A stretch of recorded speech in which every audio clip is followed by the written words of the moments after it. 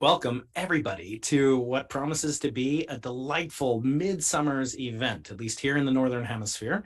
We have joined together forces from the upper echelons of theoretical physics, along with yours truly, the token experimentalist, Brian Keating. And we are going to debate the nature of quantum mechanics and the end of reality. We will be looking into our crystal balls and thinking about the future of an interpretation that is only about 100 years old. And I can't really think of anybody more astute and more renowned to join us than the guest that we have arrayed today. And that's Dr. Sabine Hossenfelder, Dr. Eric Weinstein, and Professor Carlo Rovelli. I'll read you a little bit more about them in just a bit. But I want to frame the nature of today's debate on the Institute for Art and Ideas. This is a phenomenal opportunity for free content for folks around the world to hear from the brightest minds. And I'm just so delighted to be your humble host for today's event with three of my friends and past guests on my podcast and renowned authors who inspire me and thinkers that inspire me as well. So I want to tell you what the nature of this debate is. And it's kind of ironic in that people think of physicists as the most equipped to talk about the nature of reality. And yet physicists themselves battle tensions, uncertainties, anxieties about the very topic that we're going to be talking about today. And that's the nature of objective reality. Many scientists assume that there is a central role of what's called an observer. And the question of whether or not what we observe is nature itself or not. And that was a question framed 100 years ago by the great Werner Heisenberg, for which one of our guests, Carlo Rovelli, recently wrote a wonderful book. I'll recount that in just a moment. But in our studies of reality and nature, the observer plays a role. And yet, what is it? Can we fully understand the bedrock laws of physics? And there is no bedrock more firm than quantum mechanics. It's given us our most precise tests in all of science as to the nature of what is knowable about our universe. And human beings, as we are called, Homo sapiens, sapien means to one who knows. And the question of what do we know if the nature of quantum mechanics is not as solidified as we have come to think about it, at least in the popular imagination. So should we recognize science and the reality that we study, myself as an experimentalist, my guest as observers and theoreticians, should we really have to formulate it in a way that's independent of an observer? And how could we do that without understanding the role of the 3-pound supercomputer that sits on our shoulders, namely our brain? How do we interact with the things that we measure? Can we not remove the observer? As our friend and Roger Penrose suggests, that consciousness, he has said, reeks of something quantum mechanical. And we've all discussed with him his various ideas, Nobel laureate Roger Penrose, which are controversial, but at least stem to make a connection between fundamental reality, observation, and the human mind, and how they all might play into the theory of consciousness itself, and how that in turn impacts our understanding of quantum mechanics. So I want to read to you the biographies. It's kind of formal for three of my friends, and in one case, a co-author, co-producer. So first is my good friend, Dr. Eric Weinstein, who is a podcast host, who has a PhD in mathematical physics and has been on these IAI events in the past. And that is Eric. Eric, you want to wave to the many millions of fans that are joining us out there. Sabine Hossenfelder, again, is a great friend of mine and a friend of the show that I host called Into the Impossible. She's a theoretical physicist who specializes in quantum gravity. And she's also the author of a second book, which is called Existential Physics, which has not an insignificant amount of interpretation about quantum mechanics, reality, and the role of the observer. This is coming out soon. She has a book that already exists called Lost in Math. If you just can't wait to get your hands on this in the next week or two, or until she appears on my YouTube channel, Into the Impossible. But she also has a YouTube channel of her own, which is called Science Without the Gobbledygook. Sabina, how are you today? Great. Yeah, I'm great. Good to see you all. Excellent.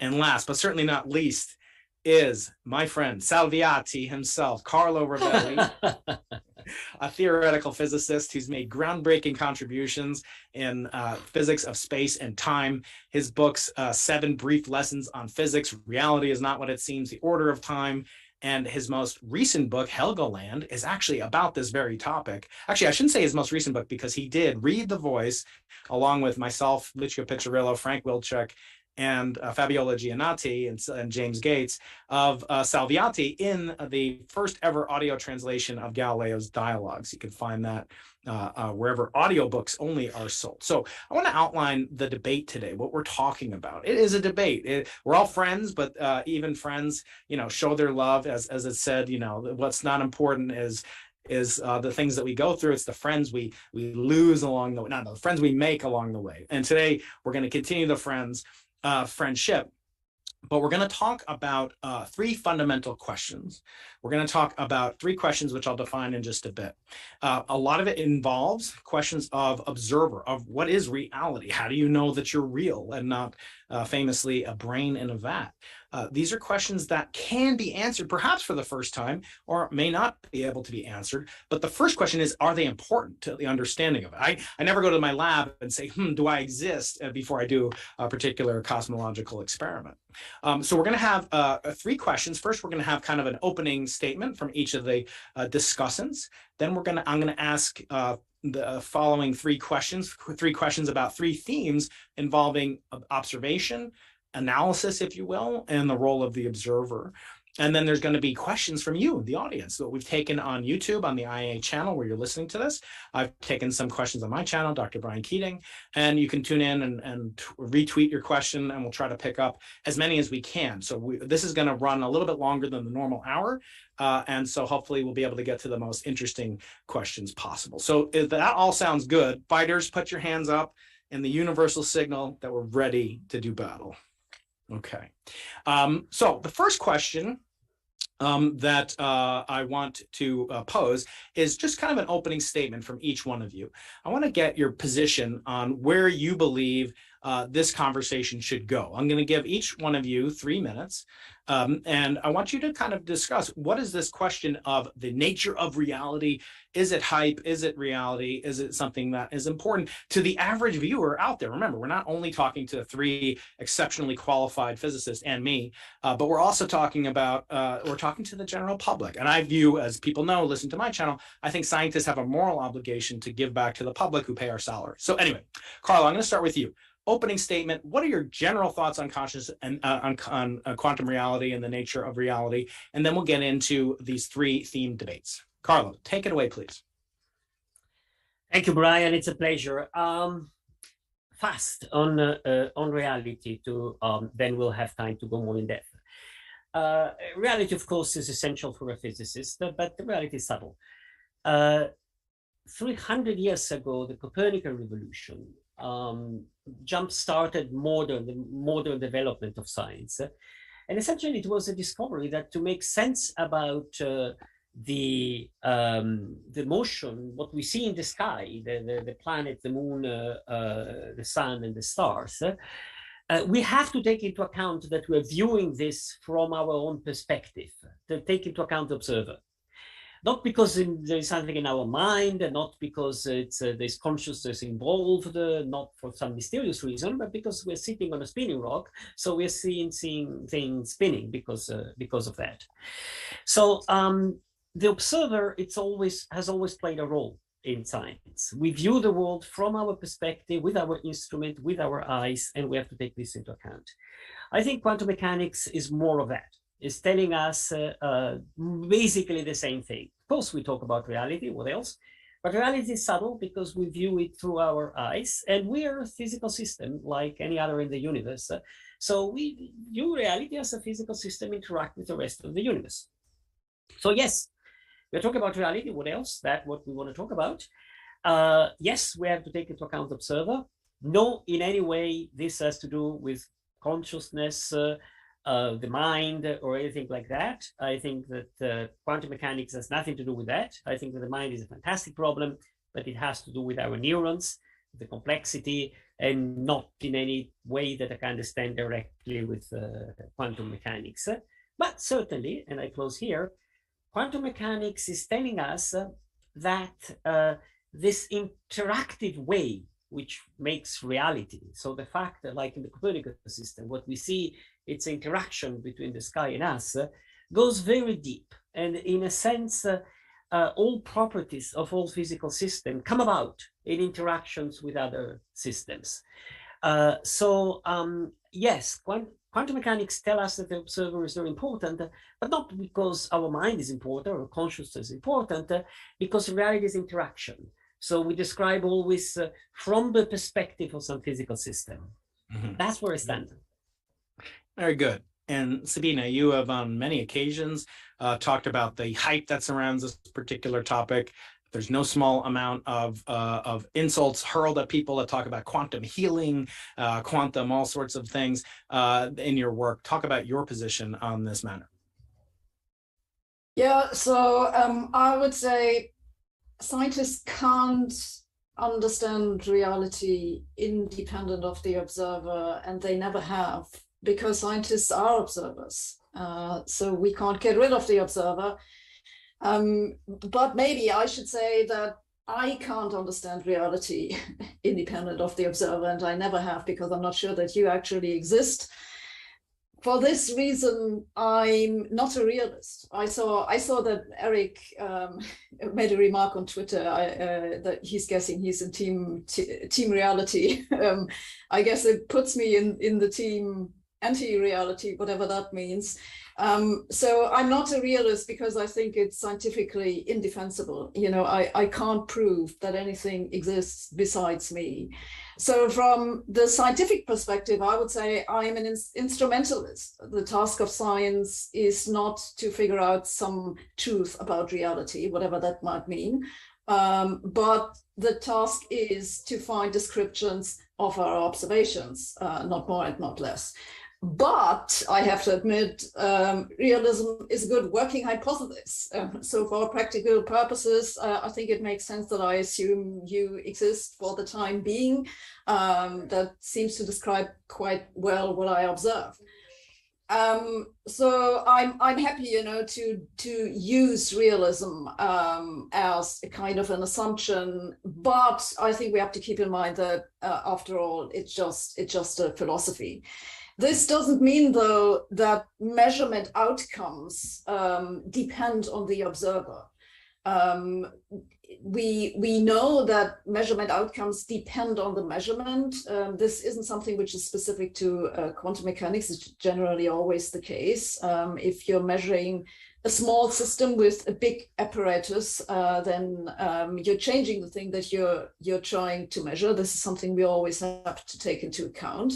Like Carlo, I don't think that there's a particular role to be played by consciousness, but I can't really exclude this either. It's just that I personally think that the problems which we currently have in quantum mechanics and cosmology can be solved without retreating to talks about consciousness. Mm-hmm. And Eric, is Team Reality similar to Team America? What exactly is Team Reality? And do we have to worry about the end of reality in any meaningful sense? And at least not today, hopefully. Hopefully not today. I think that in a certain sense, we're all trying to figure out what would a productive fight be, and to do it constructively and collaboratively. So let me just say that I agree with Sabine that we can't for sure say that anyone else exists. But what I would say is that there's a simple article of faith many of us try to hide in our science. And in my case, I would say it's that the universe is not maximally pathological. You could imagine a pathological universe in which you could not discover the nature of its rules because it's sort of constructed to occlude your vision. And happily, we have not seemed to find ourselves in that situation. And I think that there's sort of a tale of two narcissisms here. There's the narcissism of believing that you're at the center of this story as an observer, and that you have, in some sense, failed to recognize that you're present. And then there's another narcissism where you put yourself at the center, and you talk about relativism endlessly and the inability to remove yourself from the system. And of course, it's hard to get out of that sort of devil in the deep blue sea problem. So I would say that observers are important, but they may not be absolutely dispositive. The status of the observer may not, in fact, be the crux on which everything hangs. And the last thing I would say, which is probably the most meaningful, is that there's an expression: the map is not the territory. And when the world was not mapped well, maps changed frequently as discoveries of new lands were made or filled in with more specificity. One of the great dangers of stagnation in theoretical physics is that general relativity is now over 100 years old, and our modern picture of quantum theory is about 50 years old. And so as these maps have not been changing for effectively a human lifetime, maybe a short one, 50 years, we're in danger of seeing the same map over and over again and starting to believe that the map is the territory. And so if we were adding to the standard model into general relativity, I think we would be in less danger of codifying these things as reality themselves, as opposed to simply models of them on our way to something where the map might finally be the territory. And that would be sort of a final theory. Very good. Well, yeah, that kind of dovetails into our first theme of today, which is going to involve the observer. And I'm reminded of a quote that Sabine mentions in Existential Physics, available wherever books will be sold in the future, if the future exists. And that is from Bertrand Russell. I'm paraphrasing here. The role of the observer is very subjective and also very biased, because it depends on past events to construct, prior probabilities. And in Bertrand Russell's, conjugation in this sense, he mentions, well, I'm going to change it. He basically is referring to the turkey, who all throughout the summer is getting nice and plump and fat, at least here in America. And then, he's got a good life. He's fed every morning. And then October rolls around, he gets some extra corn or whatever. And then November comes and all of a sudden he gets his head chopped off. Or for you vegans out there, I had to make a vegan version, Sabine. So in America, at least throughout October, the farmer takes care of the pumpkin all through the month of October. And then some kid carves its face open, okay, on Halloween. Can we really talk about and I'm sorry for any Europeans who don't get either one of those references, but the question that I have is really one of, do we get mired down? Merman, I think it was, said, shut up and calculate. For me, I was told by Jim Peebles, shut up and measure, make observations rather. The question is, what is the importance, if any, and I'll start with Carlo, what is the importance of talking about an observer? Can we uncover objective reality without understanding the structures, the mind, the limitations of an observer? Carlo, could you address that? Do we have to talk about the nature of the person doing the operation of observation? Well, let me address this question of the light also what Sabine and Eric said before, of this debate of sort of realism versus instrumentalism, as Sabine put at the beginning. I think I'm not too far from any of the two, of Eric and Sabine, and I'll come to your question in the following sense. Sabine started off by saying, I cannot say for sure that there is a reality out there beside me, and of course she's right. This is a well-known fact. But I think she would agree in continuing this by saying, well, and this is not very interesting after all, because I don't think that science, and this is the main point that I want to get at, I don't think that science is about find certainty about things. That's never have been the motivation, at least for the best scientists around, and for the people I think who have in different manners understood what science is through the centuries and today. Science is not about uncovering the final objective reality or finding complete certainty about something. Science is a process in which we learn about what is around us through our interaction with the rest, and we come up with a story, tools for thinking about what we call reality, which is the thing we interact with. Are we sure of any of this? No, of course, like the turkey of your story, we're not sure of anything, but we have extremely good reasons for taking very seriously facts like that the moon is there, even if I don't see, and that there are the kind of astronomical things that the two Bryans see in the sky, in the sky, and that inside the sun there are actually the nuclear reactions. So science is credible. It's credible, it's reliable, it's credible in its predictions without any need of making philosophical ultimate statement about, yes, we know the absolute reality, but nevertheless using heavily the notion of reality, because this is one of the main tools that physicists and scientists in general work. Scientists work with a mixture of instrumentalists, but they're very ready, the best ones, to take what they know for reality out there, and as Eric was saying, be able to change the mind about that is a thing that is real, right? I mean, what we think is out there in the world is made of, is changing, and it will be changing again. So reality changes the best way we understand it, the way we understand it. So what we do is science. I think we are evolving a best way for interacting with what we call reality outside, and we can use the expression objectivity, we can use the expression of reality without being afraid of, but also without overplaying this. We're never certain about anything. That's the bottom line. And then you ask, do we have to take into account the mind of the observer? I would say not in any substantial way, but very often in a useful way, of course. I mean, you say you don't ask about your mind if you go to the laboratory, but maybe you were drunk, and I take into account your mind of what you say. And, maybe. And we. What do you mean maybe? And, well, I don't know. And I have to count how my instruments work and the limitation of my brain, which certainly are, and all that. And ultimately, I have also to take into account that, of course, what I'm interacting with, it's a reality I'm interacting with. So I see through the interaction, and I should not follow, and I close here, in what Eric called the two narcissism, especially the narcissism of saying, well, the only thing I'm sure is myself, and therefore I start by assuming that I exist, everything else no. I'm an only child. This is a kind of mistake that only children make when they're very small, but then maybe perhaps a little bit later than those who have brothers and sisters, even the only children learn that no, it doesn't make, it's not useful to think about universe that as you, the only existing thing. You being me, Carlo, we humanity, we our language, or anything like that.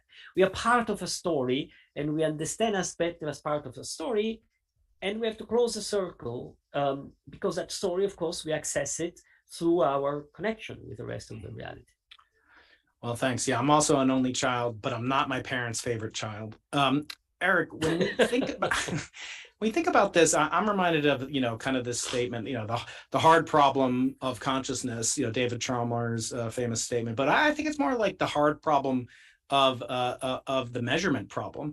Can you talk a little bit about that? Maybe respond to Carlo, but also, aren't we really just talking about stuff that's been trodden ground for 100 years, as you said, 50 years certainly? It's a measurement problem at some level of bedrock, right?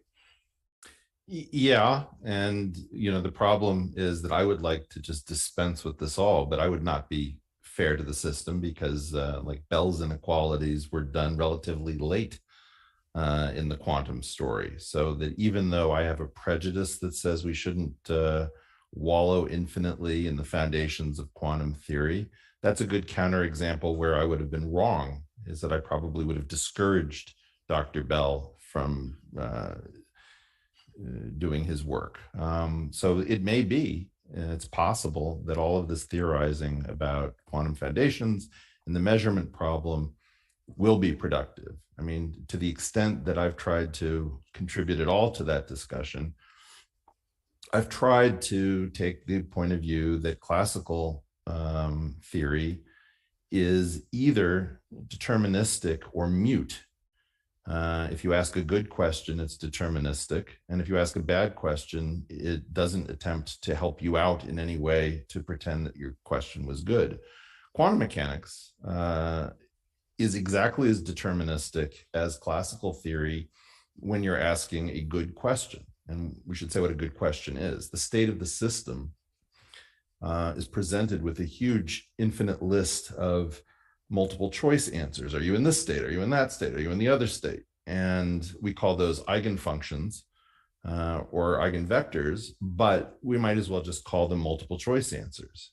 And, you know, they have different values. Those would be, you know, is it 7? Is it 17.3? Those would be called eigenvalues. And the key question is the state of the system on the list of good answers for that question? The question would be called an observable. So that's to try to make this a little bit less physicsy and a little bit more just common sense. A bad question would be a question in which the state of the system is not represented by any particular answer on the list. So you come back from, let's say, Europe, and you get a landing card which says, did you accumulate funds? Answer A, all in pounds, B, all in euros, C, all in Swiss francs, all in Swedish kroner. You in fact have a bunch of different stuff in your pockets. So that's a bad question. Classically, you just can't answer the landing card. Quantum mechanically, if you ask the question, suddenly all of your change transmutes into euros or Swiss francs based on the percentage of the amount of money that you had in each currency. And so that weird accommodating nature has been my little contribution to try to reframe the quantum weirdness debate, which is not why is quantum theory probabilistic, but why is quantum theory so accommodating of lousy questions, which is a completely different sort of feel to it, because it is deterministic. We don't talk about the other part of quantum theory, which is the amazing propagation, where physicists do most of their work learning how to propagate an initial state into a final state, because that in fact is a deterministic process, and it doesn't give us those sort of quantum feels that we're used to talking about. So I find it very strange that physicists don't talk enough about quantum propagation, which is deterministic. We talk about the weirdness of the collapse of the state function, but in my mind, that's the sign that you're trying to work in an effective theory that doesn't really have full ability to wrestle with reality. And so I'm very unmoved by the attempts to answer those questions within our current framework. I'd rather expand the framework and then try to get at those questions, rather than imagine that we can solve the puzzle of quantum measurement from this particular set of models. And when you hear people say that space-time has got to go and that we need a really big new theory in order to make progress, what they're effectively saying is there may be new maps of this territory. And in the new maps, these are not huge paradoxes. But I really feel like if we want to answer these questions, the thing to do is new models, new equations, new Lagrangians, rather than trying to figure it out from here, because I think we have a pretty solid answer that this is state of the art for the most part relative to the maps of reality that we've built. And I think that it's going to be the new maps of reality that are going to allow us to make progress. Great. Sabine, you're sort of a vocal opponent, if I'm not mistaken, of panpsychism and the role of inanimate physical objects playing a role. Keep in mind that there's over 1,500 people observing us right now on YouTube, all of whom should push the thumbs up button, like, and subscribe to this channel, please. But where do you fall in this debate? I mean, if I'm not mistaken, you don't believe in panpsychism. So is there any sort of crisp measurement where we could really dissociate an observer from the observed, or not? So you threw me a little bit off track, because I was about to say something entirely different. Oh, sorry, go ahead. So, first of all, I entirely agree. I disturbed the measurement. With Eric, that we need some kind of new theory and so on. So I agree with this. I was a little bit perplexed because Eric's answer wasn't the one that I expected to Carlo, because Carlo kind of questioned this idea that we will ever have a fundamental final description of reality, whereas Eric said earlier, one day maybe the map will be the territory. So I'd be kind of interested to hear how how you reply to that kind of thing. But to come back to the measurement problem, I mean, there's a reason the measurement problem is called measurement problem and not observer problem, because you don't necessarily need an observer to make a measurement. What you need to make a measurement is an apparatus. So I really don't see how anything like consciousness even comes into the question. But this doesn't mean that the role of the observer doesn't play any role in physics. I mean, for one thing, as you yourself certainly know, our own position and what we can observe with our telescopes introduces a bias in the data that we get, which we have to take into account. Like if we look out in the cosmos, there are certain stellar objects or galaxies and so on that we can observe and others that we can't observe. And if we want to make some statistics out of this, we have to take into account which direction did we look into? What's the kind of data that our telescopes can even capture? So this is certainly something that we need to take into account. Again, this doesn't really have anything to do with consciousness and so on, but it certainly has something to do with what we can observe. And also this whole story of the anthropic principle comes in there, which, you know, a lot of people get easily offended about this. But let's be honest, physicists never really talk actually about life when they talk about the anthropic principle, right? They talk about certain preconditions for life, like carbon or sufficiently complex molecules and that kind of stuff. And we certainly know that carbon exists, right? And this puts a constraint on the kind of theories that we can write down. They have to allow for the existence of carbon. And so I think that these are certain, in a certain sense, those are observer constraints, observer created constraints to some extent. And then let me mention one final point, which I understand isn't really the focus of the debate, where we have to keep in mind how our brains work, because Carlo brought this up. It's that in the end, the way that science progresses is not just by one individual, but we have to work together in a community, and we have to evaluate other people's proposals. And there are certain cognitive biases that come into this, and they are based on the way that our brain works, right? And this is something that we have to take into account, I think, if we want science to work properly. Mm-hmm. So yeah, that actually dovetails beautifully, Sabine. I'll send you some euros, rapidly plummeting euros for that beautiful segue into a man who had a huge influence in my life, which is Sir Roger Penrose, who's lately gotten his Emperor's New Clothes have kind of dovetailed into not only a discussion of an alternative model for the origin of the universe, for gravity, etc., but also of consciousness itself, venturing into actually making and conducting experiments on systems at room temperature and so forth. And these involve so-called microtubules and other things with Stuart Hameroff, also friends of many of us on here today. But of course, as I said in the very beginning, Sir Roger, mentions that this whole issue, as he says, reeks, and I can't do his voice. I mean, I would. None of us are British, unfortunately, but we could do it. So he says that consciousness reeks of an observer, and so it seems to be, again, not to rehash this all, but I think this notion that Carlo has stated on other occasions that there's a relationalism to both to these issues, and I wonder, as an experimentalist, I actually salute the work that Roger and Stuart are doing to actually try to do, we have this canonical kind of quantum experiment, paradigm of something being perturbed. But I wonder, Carlo, is there something that we could do that make the measurement independent of the observer? Is there anything that we could use? Maybe it's a cosmological experiment, as Sabine might have been hinting at. But do you agree with Sir Roger that this, that consciousness is so deeply embedded it almost cannot be extracted from this issue? No, not at all.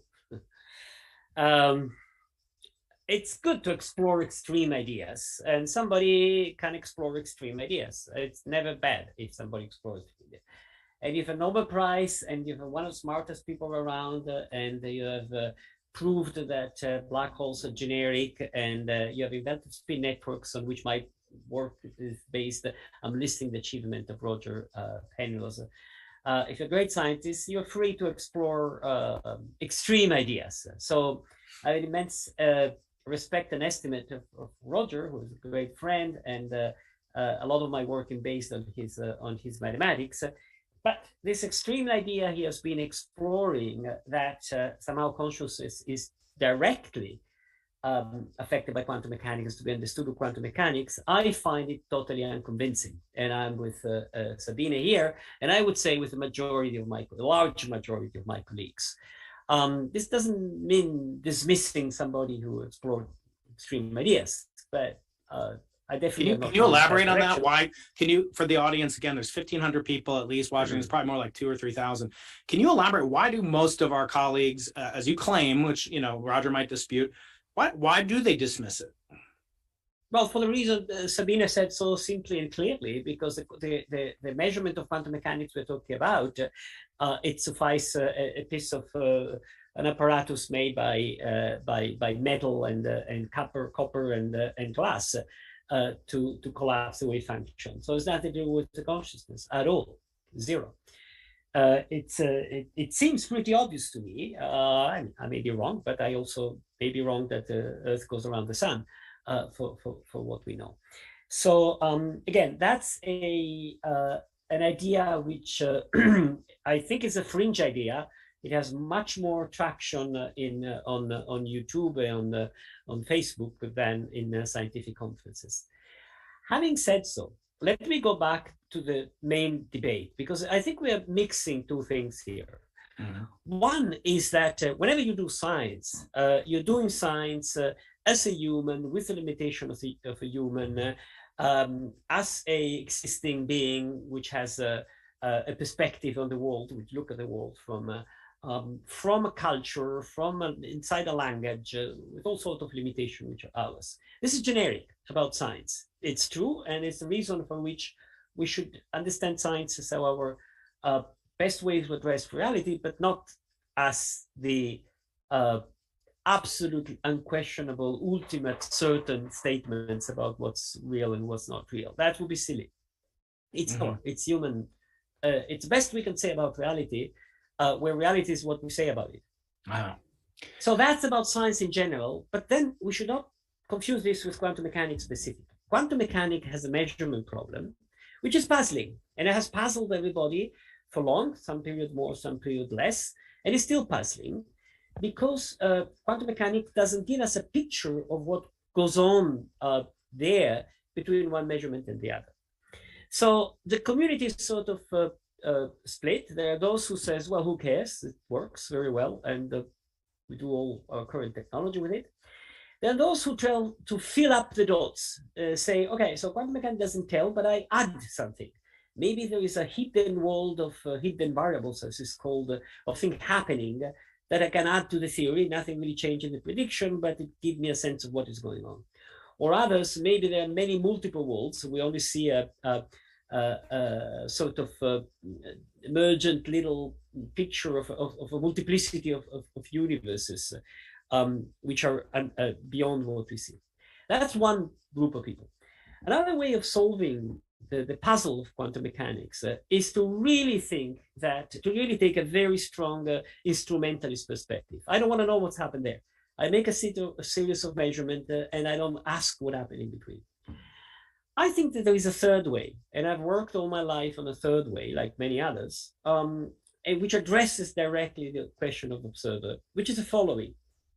I think that what science is, in fact, what reality is, or better, the best way we have to think reality, we can think reality now as at the light of our experience, what we know, is not that reality is a set of individual self-standing objects with properties, but rather that reality, that every object has property only when interact with something else. So not with us as a human, not with us as a living being, or as a human, or as a male, or as a white male with PhD, I don't know. But us as physical systems. So systems affect one another, interact with one another, and that's when the properties come about. So the fact that we describe an atom through its interaction with an apparatus has nothing to do with us as observers special, has to do with the fact that this is the best way to understanding reality, how things affect one another. So there is a deep relational structure of reality revealed by quantum mechanics. And that's one possible perspective on quantum mechanics, is the one I and a part of our colleagues consider particularly interesting. Well, Sabine, you've had conversations about Hameroff and Penrose, and what Carlo just said. I'm not going to give him an opportunity to correct me when I'm wrong, but it did have some kind of I would say panpsychic adjacent maybe views that consciousness is all participatory. Where do you fall? I mean, obviously you've spoken against it, and that it sort of doesn't fall in the purview of traditional science. Talk about Penrose and Hameroff, who you've criticized. I'm actually supportive of them. They're doing experiments, which is what I do. They're trying to take the role of the observer out by putting people under sedation, in the case of Hameroff and in the case of my students when they go to my lectures. But why do you criticize Penrose and Hameroff? Or what specifically do you criticize them for? And then how do you react to Carlos's thing that smacks of reeks of panpsychism? No, I'm not a panpsychist at all. I know, I'm just joking. At all. At all. Okay, I was about to say it doesn't sound panpsychistic to me, but he beat me to it. So yeah, first let me say a few words in defense of. So this isn't working. Great. So this is my book, which you've already seen earlier. Which there it is.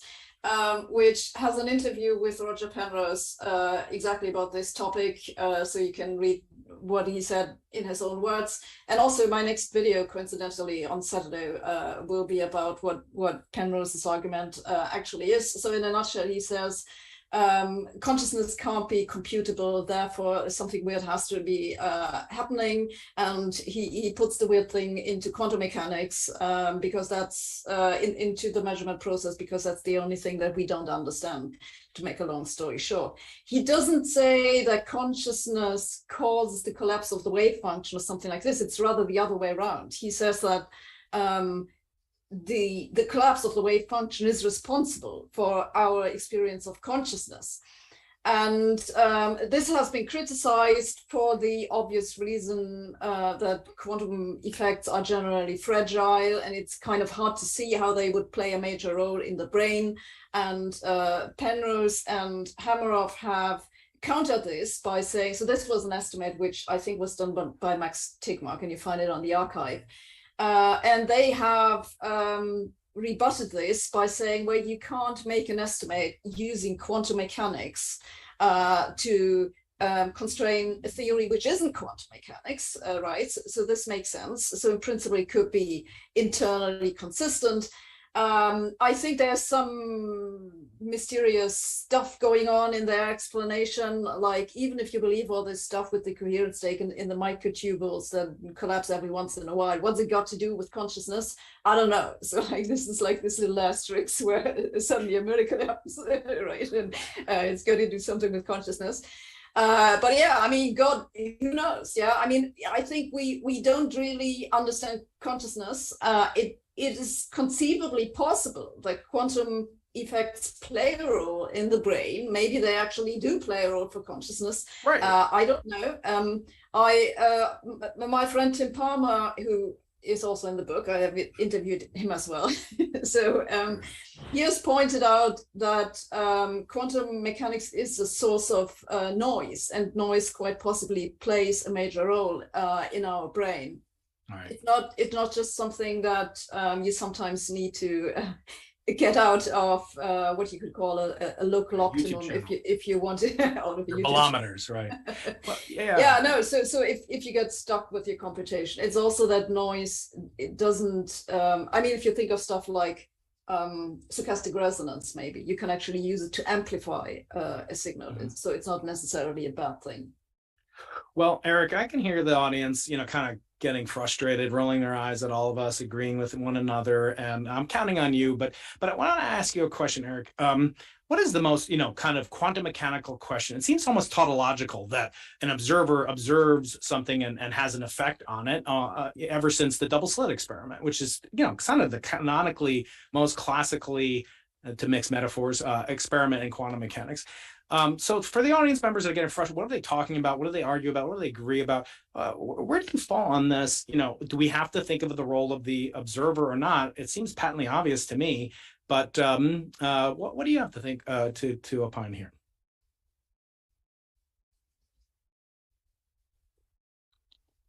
No, you're muted, Eric. All right, I'm unmuted now. It was Couldn't hear you. We could observe you. We couldn't hear that you. was preemptive. Look, I hate it. I just can't stand the whole discussion about consciousness and quantum mechanics. And then somebody will mention mushrooms and say mushrooms are from outer space and they're aliens, and maybe we need psychedelics to perturb the consciousness to explain the quantum mechanics. And I feel like, okay, now we're off in recreational philosophy land because we don't have work that's working for us to be doing. Right. And when you had Penrose on your podcast, you explicitly said, I'm not going to talk about consciousness. Why did you do that?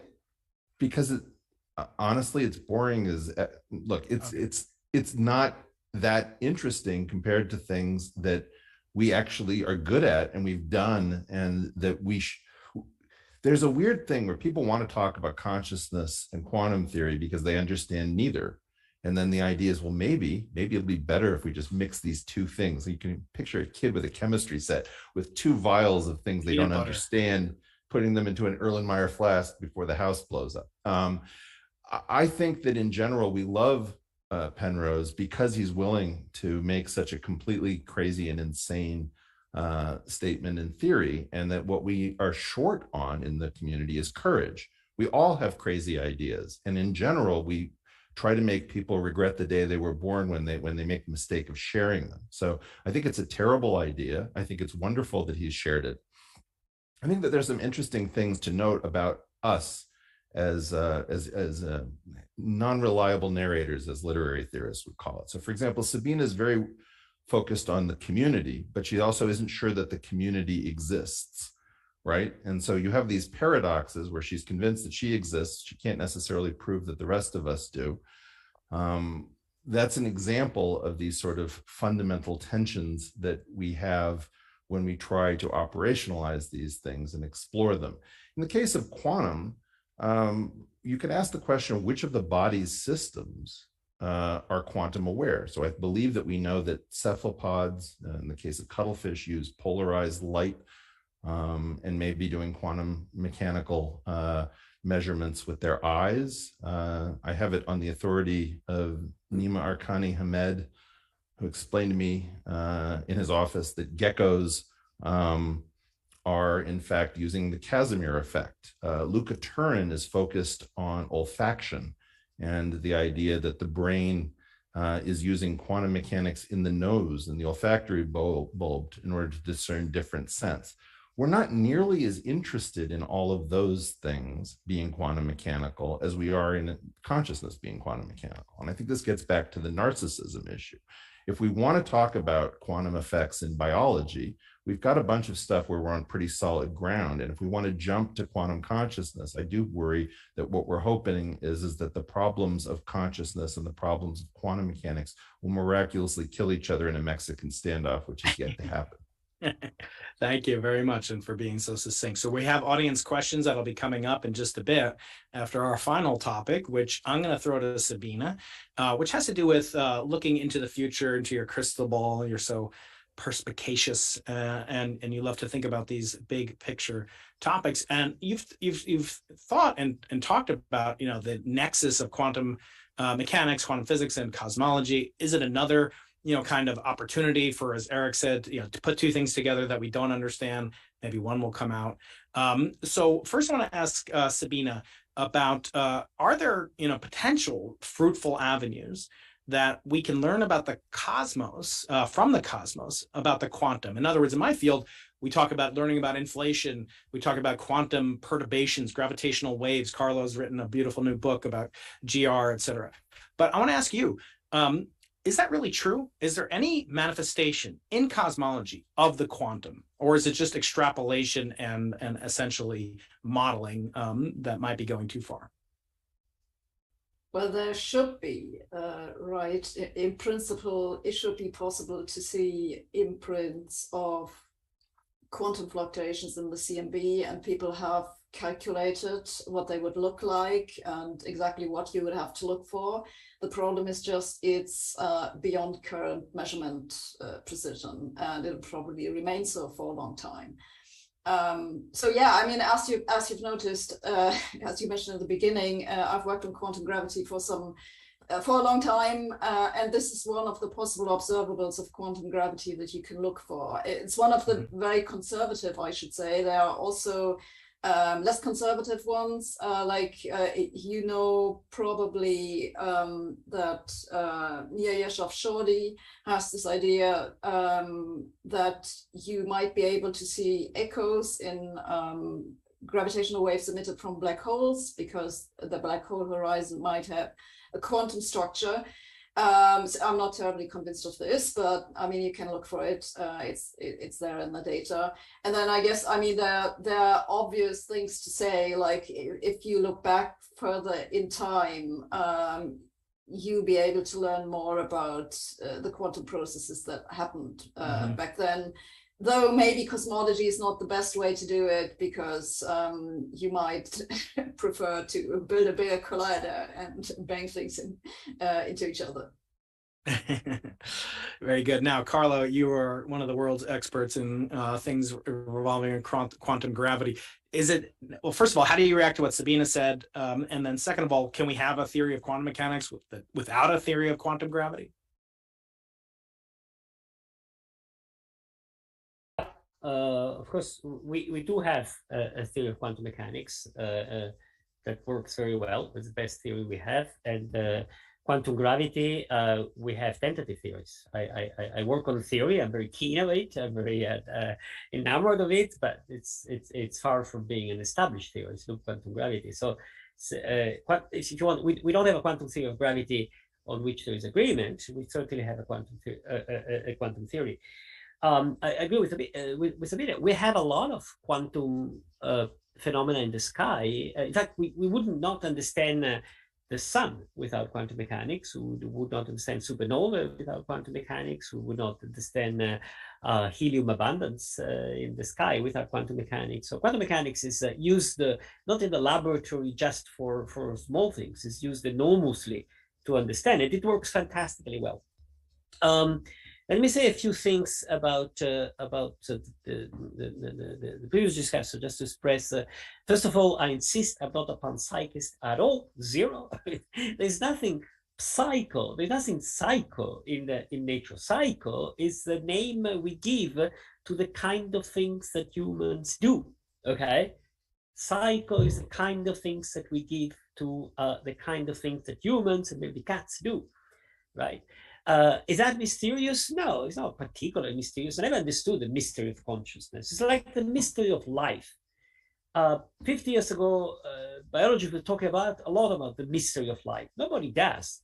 There are open questions about how life developed first, what is the actual detail of how information goes through. The same with consciousness. Nobody can say what consciousness is. Consciousness is the name we give to what we're confused about. We cannot put in a clear. We want to understand memory. We want to understand emotions. We want to understand desire. We want to understand friendship. We want to understand love. All this is a good problem. Consciousness is not a good problem. It's just the name we give to all the things which we know how to address, or maybe we haven't figured out. So consciousness, in my opinion, is a non-problem. Quantum mechanics is a fantastic theory, okay, about which we have some confusion. And this is the only thing I disagree with my co-panel friends. I don't think we're going to understand it better when we change the equations, okay? Maxwell equations, people were very confused about it. They were not understood by changing the equation. They were understood by Einstein arriving and say, oh, look, they're invariant at the Lorentz transformation, and T prime is what clocks measure. Waha, now we got it, okay? Even Copernican theory, once after Newton, it became clear, okay? We got it. Well, there's no reference frame. The velocity is relative. It's very hard to digest, but then we got it. I think quantum mechanics will understand it in the same manner. Mm-hmm. We will understand that it's telling us that reality is different than the way we thought before. It's subtler, it's more relational, nothing to do with psycho at all. And it's more beautiful than quantum mechanics, more alive, it's more interesting, it's more intelligent. Very good. Yes, thank you, Carl. I didn't mean to put words in your mouth. I was just saying. Yes, you meant. Well, I did mean, I should say that, to say that everything participates in consciousness, I guess my question to you, and maybe all of you, is, if the observer plays a role, then it should be that there's something non-fungible, not NFT, but there should be something non-fungible about the human experience as opposed to like removing an electron. I mean, all electrons are fungible. All, protons and pions, my favorite and most delicious particle, are fungible, right? They only have three properties.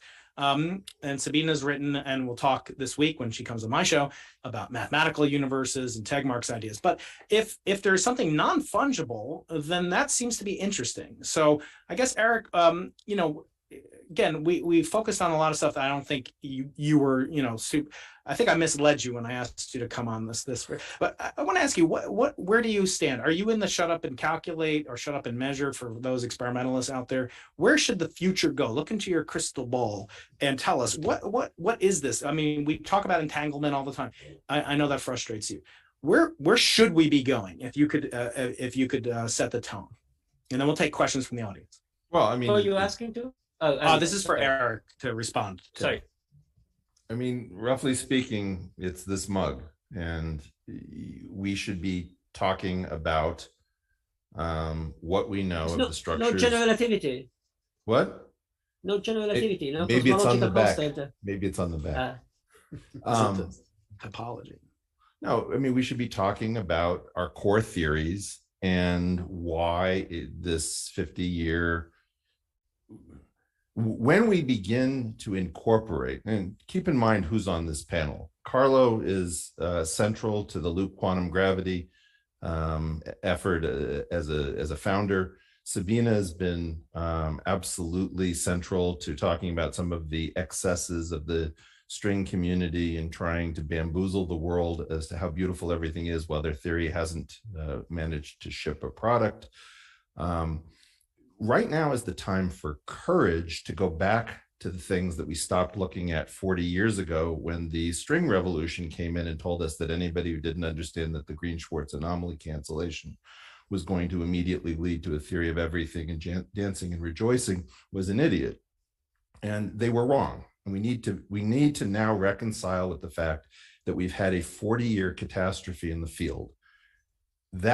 When we recognize that the leadership of a small number of individuals was misguided and that we get back on track, there's an enormous number of people who've never had a go at trying to say where the field should head. And I guess what I think is that I'll just make a very simple observation.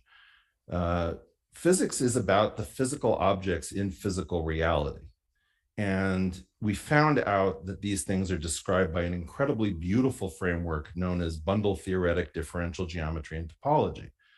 At present, if you think in terms of bundles, you generally don't think in terms of particles and fields that we encounter. And if you think in terms of particles and fields that we encounter, you don't bother with bundles. Something very bad has happened sociologically. And if we were sane, instead of trying to solve cool sounding questions, we would get back to work immediately with a large number of groups pursuing very different indications of what is likely to come next, as opposed to not dealing with the elephant in the room, which is that we haven't done much of anything for 50 years. That's a huge statement and one that I'm prepared to back up. I believe that when it comes to the quantum, the most important thing that nobody discusses here is something called geometric quantization, which said that Hamilton, who has one of the great two frameworks in the business with Lagrange, didn't go far enough, that the Hamiltonian structures are actually predictive of a quantum theory. That is, that the relationship between position and momentum forms something called a curvature tensor of a line bundle whose sections provide a Hilbert space on which we do quantum theory. And we've had tremendous innovation in the frameworks of physics with zero innovation essentially proven in the physical systems that those frameworks are supposed to analyze. Mm-hmm. So my belief is that we would do well to get off of this topic, get back to work, and listen to a bunch of people we've never heard from saying, well, what went wrong with supersymmetry, grand unified theories, extended objects, asymptotic safety? What are the new things that we've forgotten to do? Who has an idea? And that kind of a community, we're waiting effectively for certain people to retire. I'm not sure what we're doing. We should be holding a conference that tries to say, here are the 73 ways that we might go differently from the period when we only really had one or two guiding lights. I'll just say it very clearly.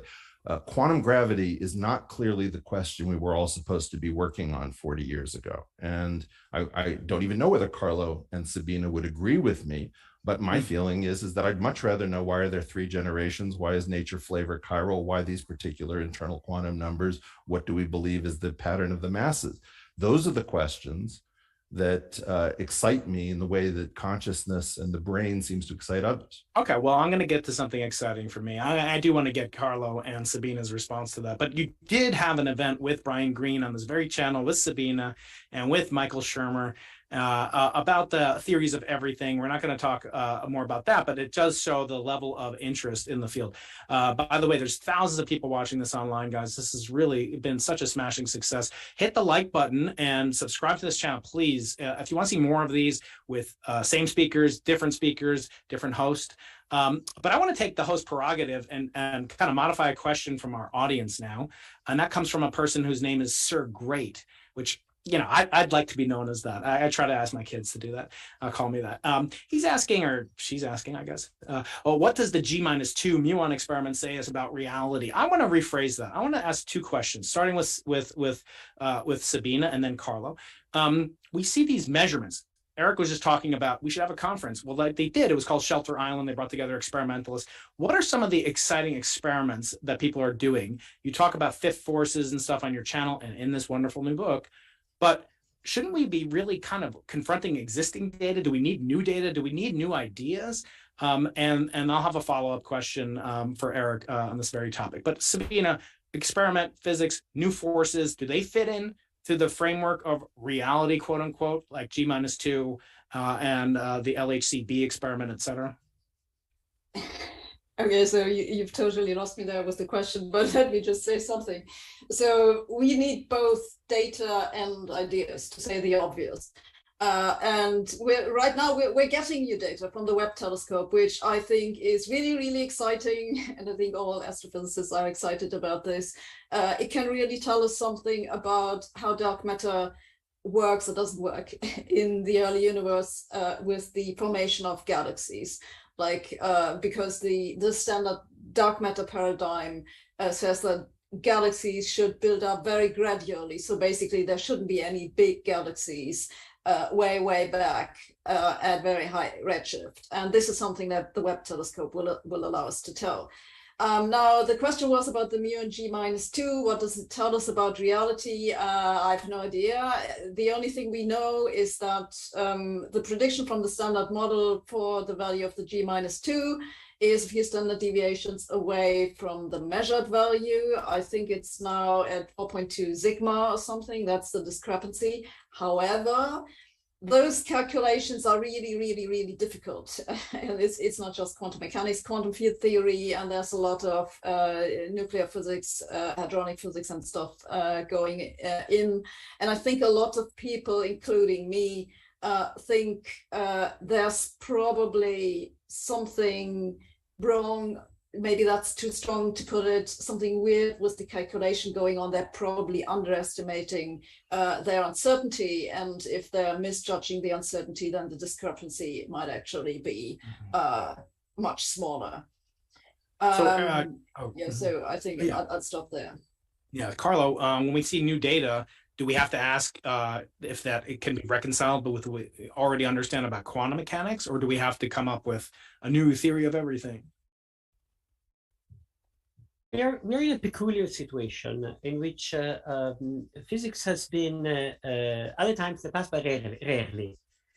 Usually, physics has been in a different situation than ours. For instance, when I was a student at university, there were zillions of data, say the strong interactions, and nobody could make sense of them, or there was very, very rough ways of making sense of them that worked very badly.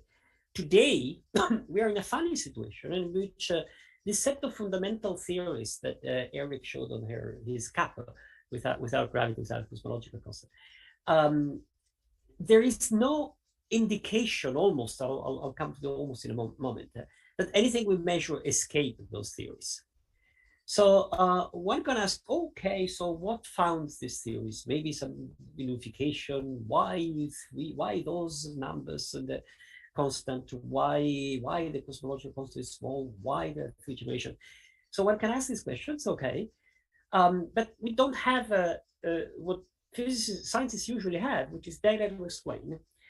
But we do have some. I agree with Sabine that G-2 is not very convincing. My bet on G-2 is exactly what Sabine is saying, namely that the theoretical, the experimental calculation seems reliable, the theoretical not at all. In fact, I have friends in QCD on the lattice that have arguments to say that the theoretical calculation, it's very complicated, uses indirect things, and it probably trusts itself too much, and it might move toward the experiment. So I don't see it's very tempting, especially since for 40 years we have heard experimentalists say, oh, we see a deviation from the standard model. They've all come back. They've all been reabsorbed. The standard model is extremely successful. So I would take our successful theory for what they are, successful theory, like Einstein took Maxwell theory, an extremely successful theory on which to build more, and address the open questions. And there are open questions. We don't know what dark matter is. This is an open question. It's real. These are the data which we don't understand. We have 20 theory of dark matter, which means non-reliable. But there is more. For instance, we have this beautiful picture of black holes in the sky, right? We all were amazed by this. The picture is actually the plasma super hot that rotates the black hole, which is matter spiraling and falling into the hole, right? We essentially see the matter falling. Half an hour after that, it goes inside. We know general relativity, so we know what happens inside the horizon. We know it goes to the center, and then we know nothing. We don't know what happened to all that matter. We have a hole, we have everything falling in, and we have no idea what happened going in. This is a perfectly well-posed physical question, because most likely, I mean, those are big black holes, so stay there forever. But it's very possible that there are small black holes produced, we don't know, we're not sure, produced in the early universe, and they might have ended up their life already.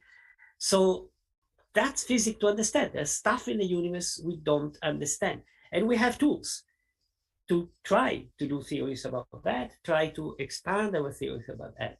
So I'm very much with Eric that we sort of wasted 40 years running big theories like string supersymmetry that have most likely failed. And the problem was not to explore those theories. It's not a beautiful theory, extremely beautiful theory. They were worth exploring. The mistake was that everybody was doing that. There are a few courageous people and others who were trying other directions. I am pretty confident loop quantum gravity. I'm just coming back from the big loop quantum gravity conference in Lyon. It was fantastic. The new result, new attempt. Do I know it's right? No, I don't. If I have to bet, I bet on this, of course. But there are, and I hope that loop quantum gravity is going to tell us, for instance, more about the early universe, what might happen closer to the Big Bang or inside the black holes, and perhaps even for dark matter. These are the interesting open questions for me. Not consciousness. Let consciousness to the neuroscientists. Yeah. They're good enough. Yeah, although if you leave it to Stuart Hameroff, he'll tell you he already has the answer. Last question before we start to wrap up, and just so appreciative, and I will give you all a proper send-off in just a minute. As questions about Sir Roger Penrose, this is about gravitational collapse of the wave function. Sabine talked about in terms of consciousness and perception. We're not talking about that now. Eric, and then Carlo and Sabine. What is this notion of gravitational collapse? Does it perhaps provide any illumination? First, maybe Eric, if you could explicate it a little bit based on your wonderful interview with Roger. What is it, and what are its promising and its drawbacks, features? Well, since I didn't have a book to promote, let me promote a theory. I think that maybe the most interesting model of how gravity is harmonized with the quantum without being quantized in the most direct fashion is that gravity is the engine of observation. And so my claim has been that if you imagine that space-time, as we are told, is doomed, my favorite candidate is to replace the 4 dimensions, 1 of time and 3 of space, with those 4 dimensions together with those plus 10 additional dimensions of Einstein's theory for his symmetric 2 tensor. And then what would happen is that you would have a 14-dimensional structure, and every metric would be a bridge between that 14-dimensional world and the 4-dimensional world. And then what you would have is that every time you chose a metric, that is gravity, you would pull back different data from something that looked like a multiverse. And you start to understand that the real problem, this is the thing I was hoping we were going to get to, so I'm going to squeeze it in here because I don't think we did, is that the big 1.5 minutes. The big problem in this area is trying to go after every theory that you've never thought of as if it were something called hidden variables. And then you want to prove something, which is that no hidden variable theory can exist, that blah, blah, blah. It's an attempt to knock out your competition from the get-go, which is that you're going to speak about all the theories that haven't been discovered.